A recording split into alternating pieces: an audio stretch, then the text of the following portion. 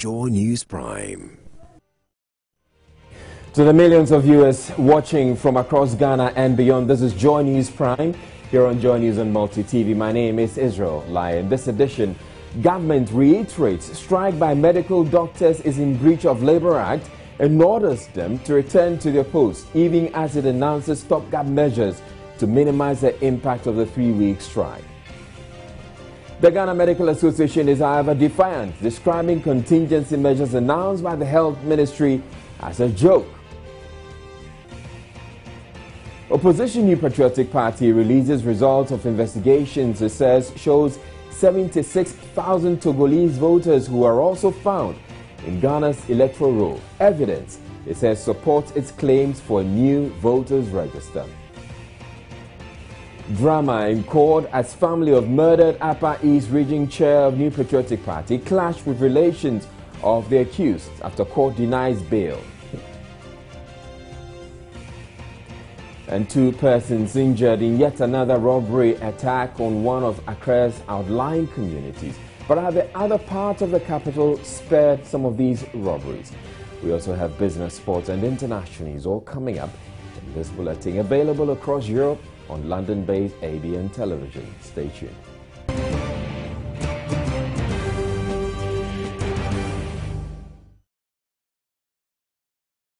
In our very first story, Health Minister Alex Segbefia has ordered striking doctors in the country to call off their 3-week-old strike and return to their posts by Thursday, August 20. He says the doctors will be in breach of the labour law if they fail to comply by the deadline. The minister, who was addressing a news conference on industrial action by the Ghana Medical Association, would however not say what action government plans to take, even though Section 168 of the labour law states that any worker who takes part in an illegal strike may have his or her services terminated by the employer without notice for breach of his or her contract of employment. Heads of facilities should ensure that their facilities resume the provision of full range of health services by Wednesday, 19th of August 2015. 2. Effective Thursday, 20th of August 2015, all members of GMA who have not reported and assumed full duty shall be considered as being on strike and in clear breach of the Labour Act. 3. Heads of facilities are also requested to monitor and provide weekly updates of which health workers are at post to my office. With the Cuban doctors, instead of leaving them where they are, we intend to start bringing them in to assist in these teaching hospitals. We have on the books at the time, even before the strike, the new batch, which was in the region of, I think, between 177 who are due to actually be coming, but they come in batches. They don't all come at the same time. So you will soon begin to see the arrival of some of these doctors. And I believe that takes care of the issue with the Cuban doctors. They always have come. They've always augmented the numbers of the Ghanaian doctors that work. It's just that in terms of placement now, it's going to be done in a way which will rationalize the particular difficulties we have. The minister, however, says government has put in place ad hoc measures to minimize the impact of the ongoing strike by the doctors. Amongst them, Mr. Segbefia said, is a recruitment of retired doctors on a contractual basis to help with the current crisis. Retired doctors are being recruited and are being dealt with on a contractual basis. I'm not in a position to actually give you numbers at the moment, but no doubt before the week is out, I hope we'll be able to give you some detail, not names necessarily, but some numbers as to, even if it's 5, if it's 10, who can be placed, because these doctors will also potentially help with the training of or supervision of the health assistants or the physician assistants, as well as the house officers. So once you have these doctors in, the rest can carry out their functions and they will assist. And we have a number who are willing to take on this task.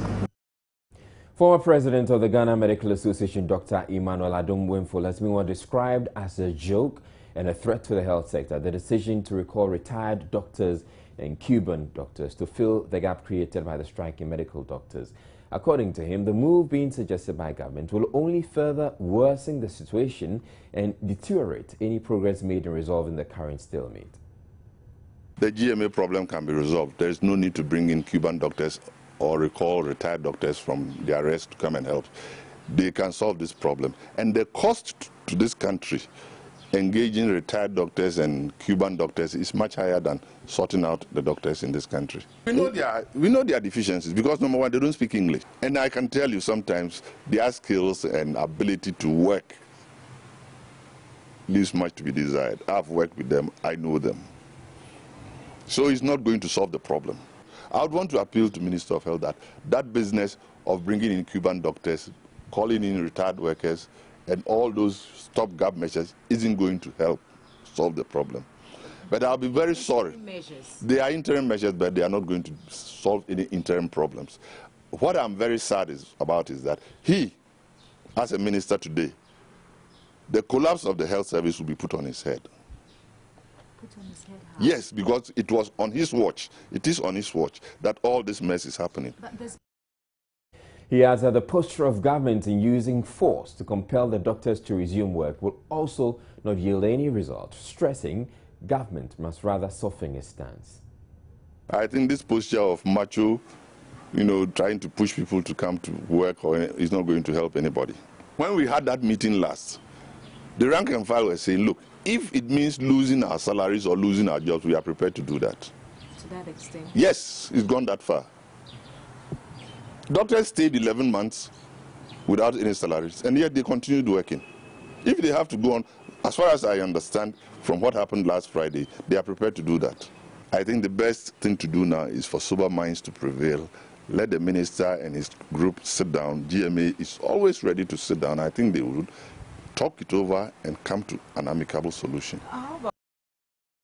Labour expert Ben Arthurs, meanwhile, described the posturing of the doctors as a product of the country's failed systems. He is however charging the National Labour Commission to intervene by ordering compulsory arbitration between government and the GMA to bind both parties.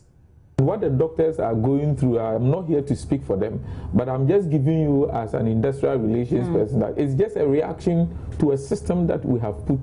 The first thing to do is that we need to correct some structural challenges that we have. For example, when it comes to public sector, the pay system of the public sector and the way we implement it, we have to begin to look at it again. The single spine implementation has had its own challenges, and the location and functioning of Fair Wages and Salaries Commission itself ought to be decentralized. We must appreciate that the two parties have failed to negotiate in good faith. They have failed to negotiate in good faith.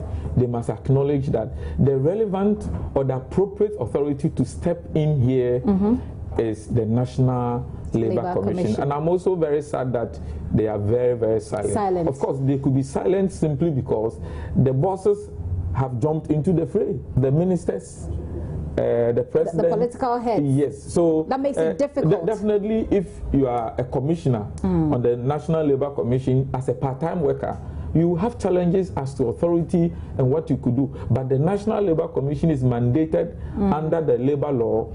Once we have noticed that the parties have failed to negotiate, we have to introduce a third-party intervention, which is the National Labour Commission. They must institute a compulsory arbitration. The arbitral award will be binding on both government and GMA. In other news, the opposition New Patriotic Party is backing its calls for a new voters register with data which points to a match of some 76,000 persons whose names are on the voters register in Ghana as well as the Togolese voters register. The names, according to the NPP, were manually inserted into Ghana's register, an action the party says suggests a deliberate attempt to tamper with the roll. Presenting the party's evidence at a news conference in Accra, Vice Presidential candidate Dr. Muhammadu Bawumia said Ghana's electoral roll is incurably flawed and can no longer support credible elections. Over the years, there have been persistent rumors that people are coming from across the border in Togo, in Burkina Faso, in Cote d'Ivoire to register and vote in Ghanaian elections. Persistent rumors. and you keep hearing them election after election. The curious case of the increased NHIS special registrations in the Brong-Ahafo and Volta regions, both border regions, coupled with the massive increase in voter registrations in some border constituencies between 2008 and 2012, resulted in us initiating investigative work to ascertain whether in fact citizens of Togo, Burkina Faso, and Cote d'Ivoire do register to vote in Ghanaian elections. This was not an easy exercise. In this regard, our investigative team started trying to obtain the voters' registers across all of the bordering countries. We obtained the Togo voters register, and this was publicly available in Togo. This is a sample of the voters register in Togo, right? So we obtained the Togo voters register to begin the investigations. So this is a sample with all the details. We used what we call facial biometric recognition technology. So basically you are trying to look at two people, you search the registers of both Ghana and Togo, and then the program will look at characteristics, facial recognition characteristics, look at the distances between the eyes, ears, and so on, the mean, standard deviation, mode, kurtosis, standard variance, and all of that. And then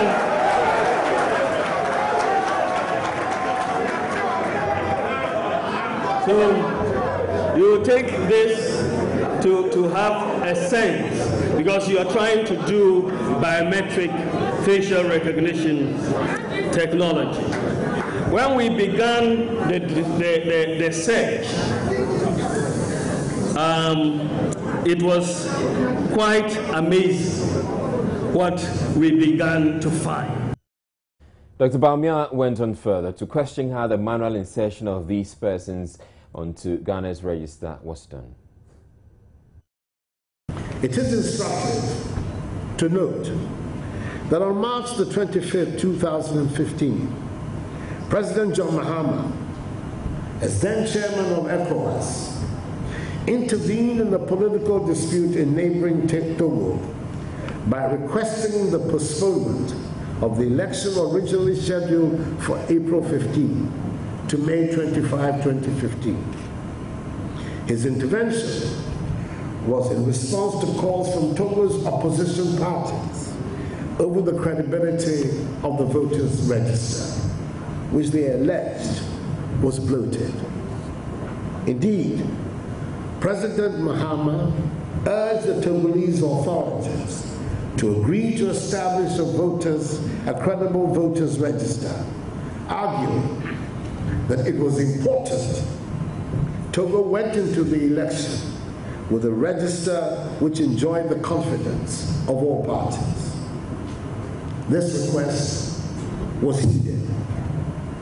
The peaceful acceptance of the election result by stakeholders in Togo is indicative of how appropriate the President's intervention was. Clearly, what is good for Togo must be good for Ghana.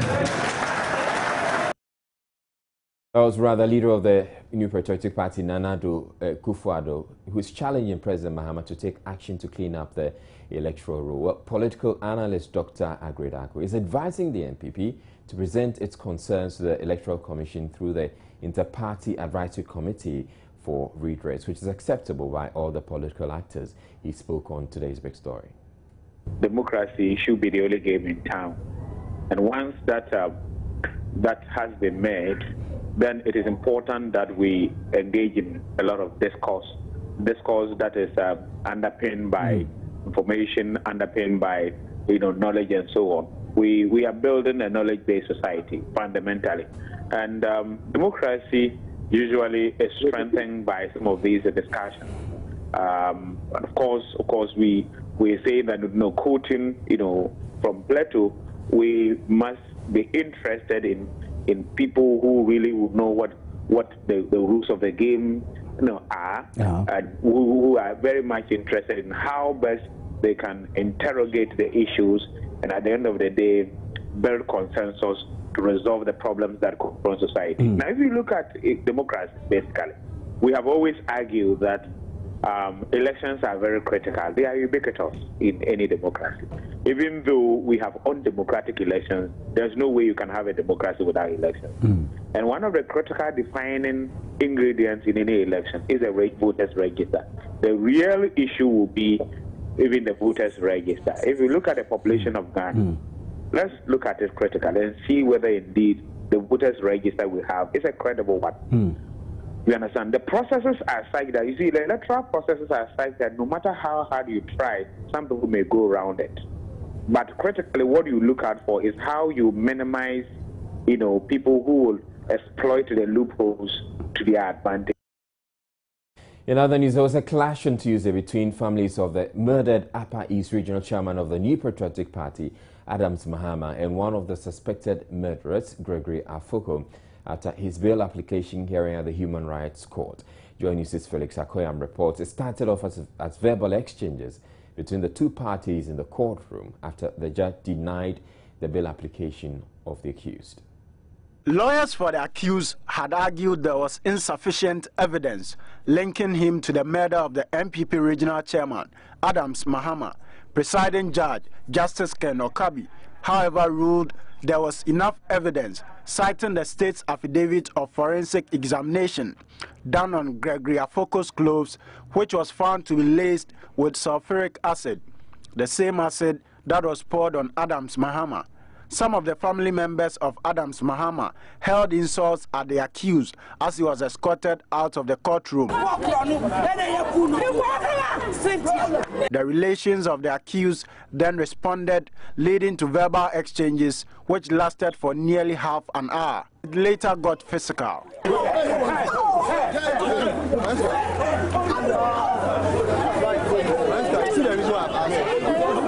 A member of Adams Mahama's family collapsed in the process.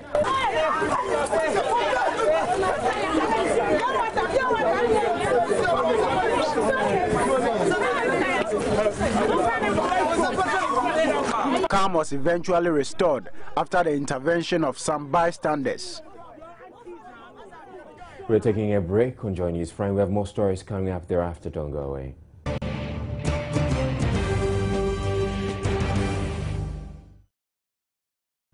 Minister of Environment, Science and Technology Innovation, Mahama Yariga, has charged Ghanaian scientists to take a front role in fixing the challenges facing the country, particularly the energy crisis.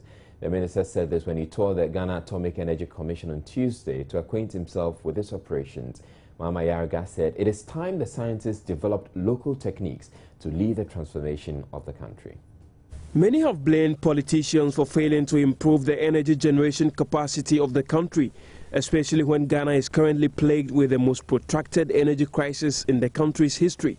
The minister, on a working visit at Ghana Atomic Energy Commission, said Ghanaian scientists must join forces with government in fixing the numerous challenges. It's just not right that in today's Ghana, we should not even be more ambitious in terms of what can be done to reposition science as the real engine of a nation's advancement. And so I want all of you to see yourselves as people who should be in the vanguard in terms of leading the transformation of our country. And if we don't do it that way and we take backstage role as scientists, this country will struggle for a long time before we really find our feet. The Director General of Ghana Atomic Energy Commission, Benjamin J.B. Nyako, in response to the minister's challenge, said Ghanaian scientists have the potential should they get the needed recognition and support. Actually, the policymakers also have to help scientists. You know, scientists are actually not very outspoken or not. Let me say, people don't put things up at random. We have to think. We have to analyze the situation, and we are not good marketers, to put it in that way. So whatever we have is left with the policymakers to take it up. So if the policymakers make science the main focus of development in the country, it's easy to do it. Just as he said, if you want solution to economic problem, go to the scientists. The Director General says energy analysis shows nuclear energy is the cleanest and most convenient way of fixing the current energy crisis. He also threw back a challenge to the minister for the country to reconsider what it considers as its primary source of energy. If you really want to, Ghana want to industrialize and enter the middle income country as we have envisaged, then definitely we cannot languish on our effort to get a nuclear power plant to generate electricity. But as you said, the only problem that people get is the waste that's associated with the nuclear power plant. But these days, we don't do things which are in the 70s. Technology has changed. The minister's working visit will take him to Kuntunsi on Wednesday, where he's expected to inspect some projects of the Ghana Atomic Energy Commission. President Mahama has assured government remains committed to creating an enabling health sector in Ghana. At the signing of a Global Fund agreement to help fight malaria, tuberculosis and AIDS in Accra, the President lauded support from the fund and announced plans to fine-tune the National Health Insurance Scheme to make it more sustainable. In his official visit to Ghana as Executive Director of the Global Fund to fight AIDS, tuberculosis and malaria, Dr. Mark DeBoer met President John Dramani Mahama at the Flagstaff House here in Accra to discuss ways of advancing the fight against the diseases in the country. Lauding Ghana's effort over the years, Dr. DeBoer emphasized that his visit was in global and national solidarity to celebrate Ghana's remarkable progress. A 60% decline in deaths from malaria since 2000. That's a rather remarkable amount, a 60% decline. And Ghana is on track and can be a country that will eliminate malaria with concerted and continued effort. And that's an extraordinary accomplishment to date. But as this partnership, this global solidarity continues to support Ghana towards achieving elimination.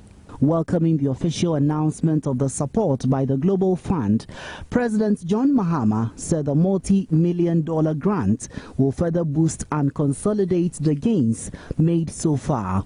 He mentioned under his leadership, Ghana has made significant gains in the fight against HIV and AIDS and tuberculosis, as demonstrated in the country's effort to boost domestic financing of programs that seek to defeat these diseases. This funding is coming, very timely, and we're going to use it to scale up our work, not only in malaria, but also in TB, and also consolidate the gains that we're making in the fight against HIV and AIDS. And results speak for themselves.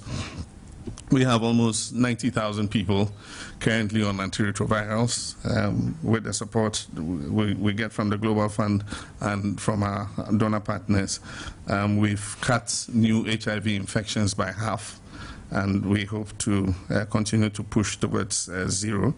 Country representative for the World Health Organization, Magda Robalo, pledged the organization's continued support to Ghana's health sector. As partners, we commit to continue working together and side by side with the Ministry of Health, its agencies and other partners to maximize the dollar value of the multi-million-dollar grant being signed today. The $300 million grant is expected to facilitate an effective and more coordinated multi-stakeholder effort aimed at eliminating malaria, tuberculosis and AIDS. Redwan Karim Dini Osman, Joy News, Accra. 2 persons sustained gunshot wounds on Tuesday dawn when robbers attacked residents of Promised Land, an area close to Ejekojo here in Accra. The robbers are said to have also made away with property and monies belonging to the residents. One of the victims, who was shot in the leg, is currently receiving treatment at the 37 Military Hospital. Now, Dede Tete was in the area and as far as this report. According to residents, the robbers, who were 4 in number, stormed the area at about 1 a.m. this dawn and started firing indiscriminately. One of them recounts what he saw. When my come there's armed robbers around, so I just rushed out. Well, he heard the firing, so I came outside and stood at the curtain, opened the curtain. Now, so one man was standing here firing, but I cannot open and come inside because if I come, he will fire me. So I was also standing and watching him. So whatever he did was that not knowing there was another 3 people inside. So they were doing the operation. So after people has been surrounded, they heard the armed robbers around. They started to run to the other side. So because of that, and the other man, not knowing that they shot one man there, the one who was inside, they shot him, they called Mr. George. They shot him and then his leg. So that's the blood stinking on the road, on the mouth there. So just after that, he was limping. So there's a certain woman inside there who has a car. So he took him in the car and then sent him to the hospital. In one of the houses, the robbers attacked one of the residents, said a gun was pointed at her 3-year-old son. 3 guys with guns threatening us to bring out our money. Where is the money? They came in and said, scan over here, the scan away. And so, scan away. Move for scanning, bra. They will bring out our bags, our handbags. Say, scabby and you say, oh, my bra, pacho, and this scabia. Then I said, Mikra, I was naked. And so, Munche, and any 3 days now, me and drug can I'm hospital by. So the move for scambra. Then he wanted to slap me and say, oh, bra, pacho, and this scabia. Then you use the gun, say, so one for scan. But me shutu ubano say oh we patrol in this cabia we fear no say. Then he went back to the other room and the other 2 guys went there to take the TV, the flash screen TV, and as bag was there, they take the bag away. When there is money in the bag, they take everything away. Before we came out, they were gone. Until the fair police, so they came in numbers, they came back. The harm was already done. An executive of the Residents Association said robbery attacks in the area have seen a sharp increase since the Neighborhood Watchdog Committee fell apart. If I'm not mistaken, this is about the 9th or the 10th robbery that has gone on in the area. We sent a letter to the regional police, the district, and they are all aware that we were a watchdog committee in the area. In fact, it was successful, but somewhere along the line, broke down. So for about 5 months now, that thing has ceased, and I think that's the reason why they've also taken advantage to attack. The matter has since been reported to the police. It comes after similar attacks on other outlying areas such as Kaswa and Manfrom on the fringes of the Great.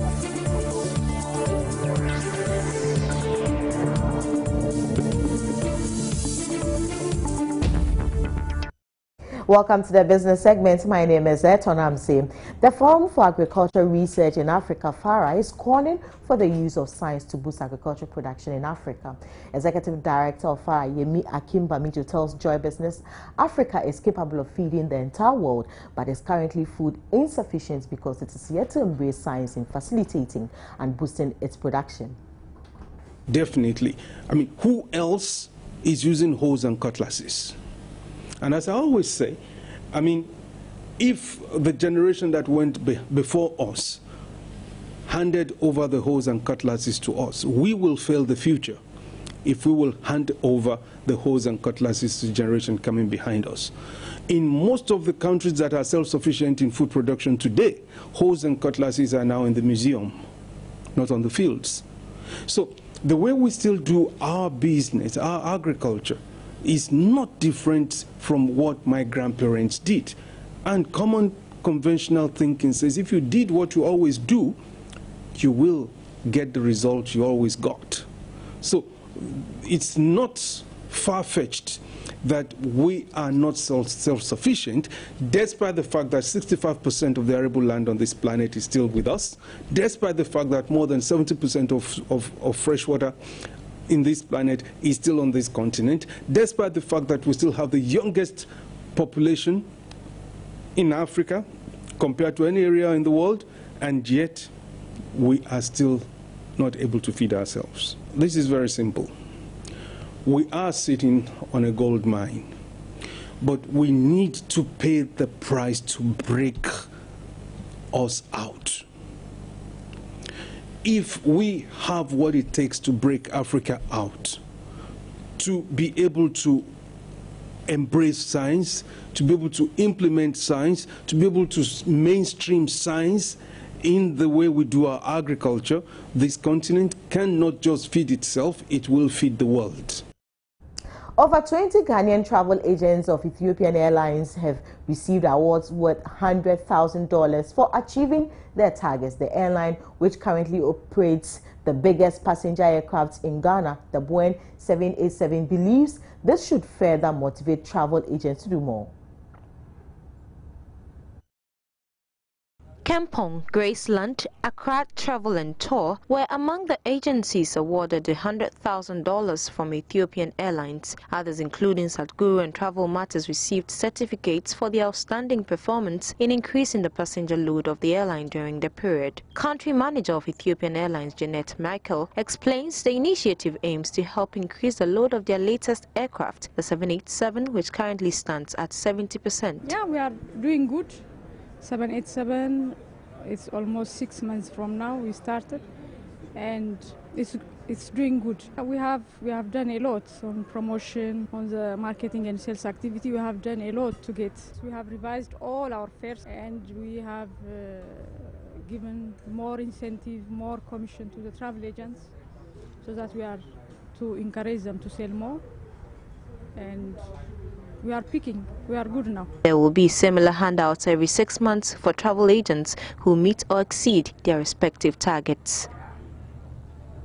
Now, a lot has been said about graduate unemployment in Ghana in recent times. The situation appears to have been worsened by the country's economic decline over the last year. Through it all, there are a lot of suggestions about graduates creating jobs instead of looking for them. But how does a young person just out of school set out to establish a thriving firm? Alexei J. Bram, CEO of SMSGH, did just that, and for his vision and foresight, he joined other business leaders to meet with Barack Obama at the recent Global Entrepreneurs Summit in Kenya. It was a very good feeling. You could tell everybody was very excited to see the president himself. He's a very nice guy.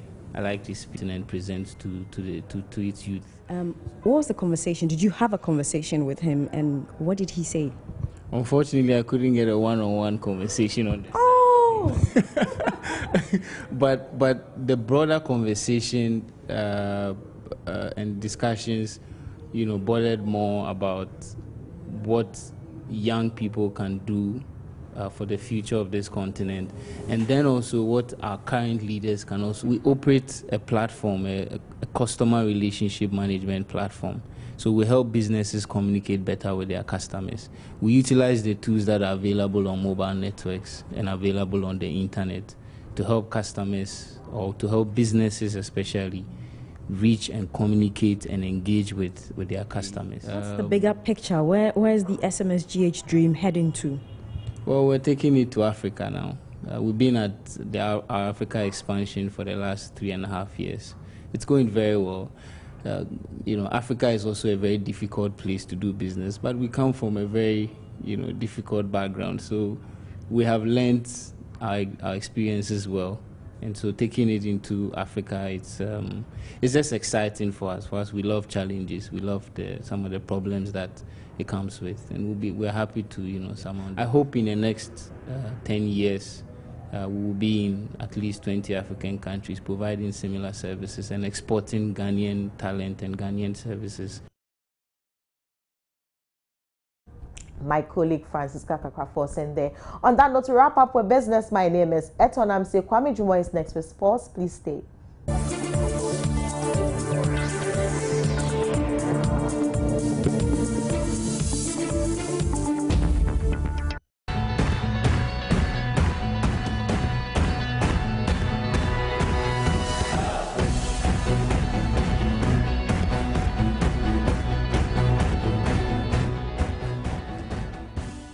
Good evening, Ghana. Let's get to do some sports now and begin with the FA elections, which concluded earlier today in Tamale.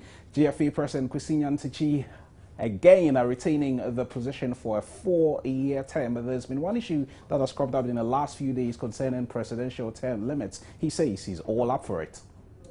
We welcome any changes that will improve our association and make it more efficient. Regarding specific reforms like term limits, I have no objection about it. The FIFA Congress in Sao Paulo considered it, FIFA Congress in Zurich considered it, and it was rejected. But this time round, most people are seeing the need to reintroduce that. And I will lead the crusade or the campaign for such reforms to be introduced at FIFA, CAF, and even at our national association levels. And the newly elected FA boss, Kusinyantichi, is vowing to deal with perceived corruption in Ghana football.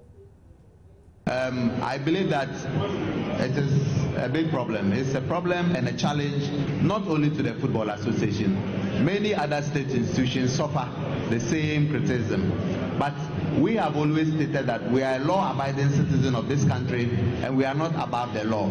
If anybody has evidence of corruption against the FA or any official of the FA, let the person face the law.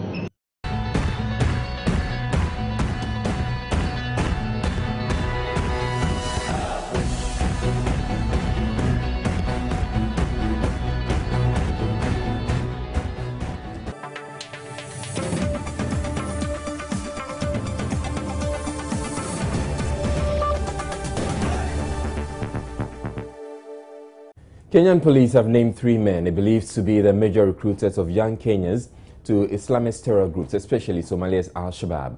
The 3, Abdi Fattah Abubakar Ahmed, Ramadan. Rapper Kwal Kese has, in a pre-launch of his foundation, the Kwal Kese Foundation, initiated a prisons project that will solicit for support for improved living conditions for inmates. The initiative is largely motivated by his time in jail late last year when he was arrested for illicit drug use. Kwal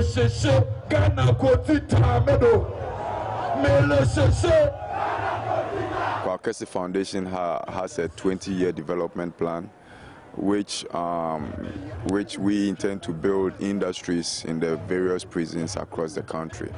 So that's what we pre-launched today. The official launching will be coming in a couple of months. We are soliciting for funds. We want every Ghanaian to be part of this. And as the saying goes, prison is like a hospital. It's like a, the accident ward. Anybody can end up there. That's why we want everybody to support this cause. Just donate 1 Ghana.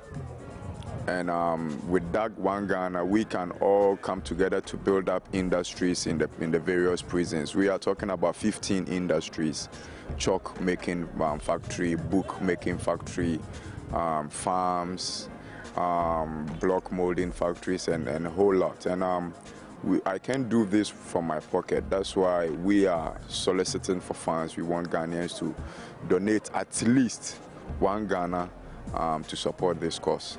It really means a lot because we've been shouting hoarse that we need support, we need improvement in our prison system so that we can better reform the inmates who are in there. And we've always maintained that government alone cannot do it. So if an individual has taken this initiative to come and support the prison system, why not? We are very appreciative and hopeful that this foundation will really take off and take off well. So at the end of the day, those who are unfortunate and find themselves in prisons will have something to learn. So that when they come out as better citizens. All right, that's it for the bulletin. Before we go, a quick run through our top stories. Government has reiterated the strike by the medical doctors is in breach of the Labour Act and ordered them to return to their posts even as it announced stopgap measures to minimize the impact of a 3-week strike. The Ghana Medical Association is, however, defiant, describing contingency measures announced by the Health Ministry as a joke. The opposition New Patriotic Party has released results of investigations it says shows 76,000 Togolese voters who are also found in Ghana's electoral roll. Evidence, it says, supports its claims for a new voters register. And there was drama in court today as the family of the murdered Upper East Region chair of the New Patriotic Party clashed with relations of the accused after the court denied him bail. And that's it for the bulletin. My name is Israelite. Thank you very much for watching. Have a good evening.